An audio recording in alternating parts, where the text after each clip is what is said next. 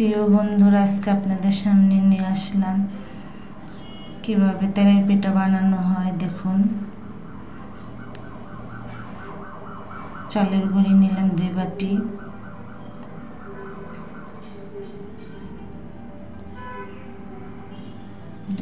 নেওয়া হলো। তারপরে চিনি দিয়ে, কেউ মিঠাই দিয়ে বানাইতে পারেন, কেউ চিনি দিয়ে। চিনি নিলাম 1 বাটি, 1 বাটিতে একটু কম নিয়েছি।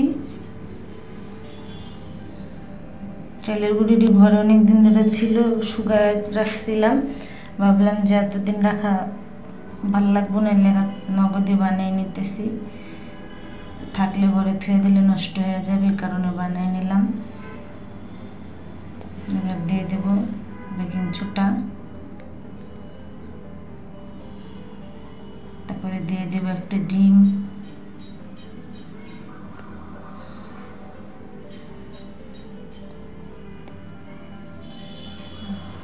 কিভাবে বানাবো। এবার কারেন্ট ছিল না, এই কারণে একটু আলুটা কম হলো। এবার দিয়ে দেব ডিম, এই যে ডিম দিয়ে দিচ্ছি একটা। ডিমটা দিলে দেখা গেছে পিঠাটা ফুলবো, এই কারণে দিলাম। এবার মেখে নিব। একা একা ভিডিও করতেছি, একাতে মোবাইল, একাতে হইলো এতে মোবাইল আর একাতে হইলো ভিডিও করতেছি। একবার রাখি, একবার থুয়ে অবস্থা আর কি।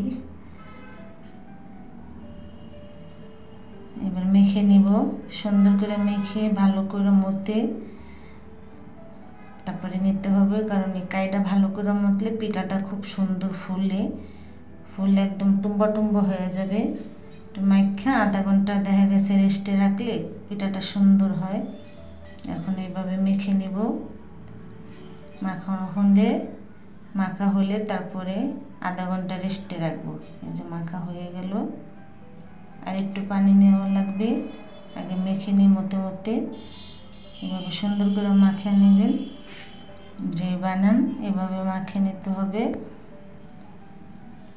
এই যে সম্পূর্ণ সুন্দর, এই যে এইভাবে করলে বোঝা যাবে কাইটা সুন্দরভাবে পড়তেছে কিনা। সুন্দরভাবে পড়ছে, সুন্দর মতো মাখানো হয়েছে। এবার দেখুন আধা ঘন্টা পর আবার এটা নেড়ে নিব।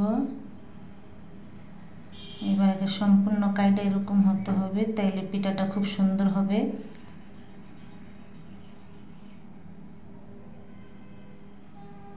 কারেন্ট চলে গেছিল, এই কারণে অন্ধকার। কারেন্ট ছিল না 1-1.5 ঘন্টা, এই কারণে ভিডিওটা আলো হয় নাই।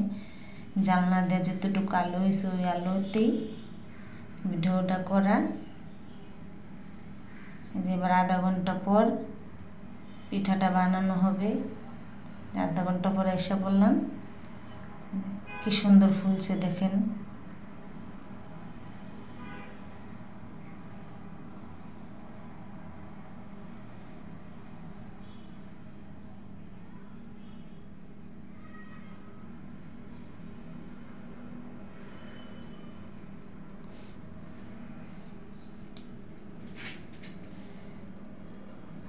ফুললেকা টুম্বা টুম্বা হয়ে গেছে, অনেক সুন্দর ফুলছে। আর খাইতে খুবই সুস্বাদু হয়েছে, কারণ একদম খুব সফট হয়েছে পিঠাটা। ডিমটা দেওয়া অনেক খুব হয়েছে, না আতপ চালের পিঠা তো শক্ত হয়ে যায় ঠান্ডা হলে, আর সুন্দর সফট রয়েছে। কত সুন্দর হয়েছে, দেওয়ার মাত্রই ফুল উঠে গেছে। যে দেখুন কত সুন্দর হয়েছে।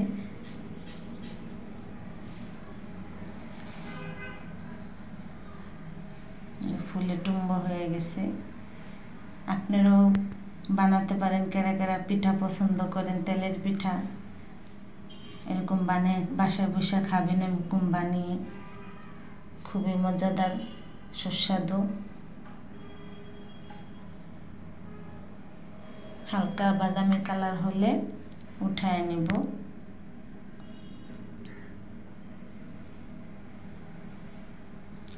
উল্টায় দিতে হবে। উল্টায় দেওয়ার পরে হালকা হালকা বাদামি কালার হবে, তখন উঠিয়ে নিতে হবে। আমি তো চিনি দিয়ে বানিয়েছি, মিঠাই দিয়ে বানালে লাল হতো, চিনি দেওয়া নেই, হালকা সাদা, মানে ওই মিঠার কালারটা হয় নাই, কারণে সাদা দেখা যায়। আর মিঠা দিলে পুরা লাল হইতো, একটা কালার হইতো, এই আর কি। দেখুন পিঠাটা কত সুন্দর হয়েছে ফুলে, খুবই সুন্দর হয়েছে পিঠাগুলি, সবগুলি ফুলে পোটা পোটা হয়ে গেছে।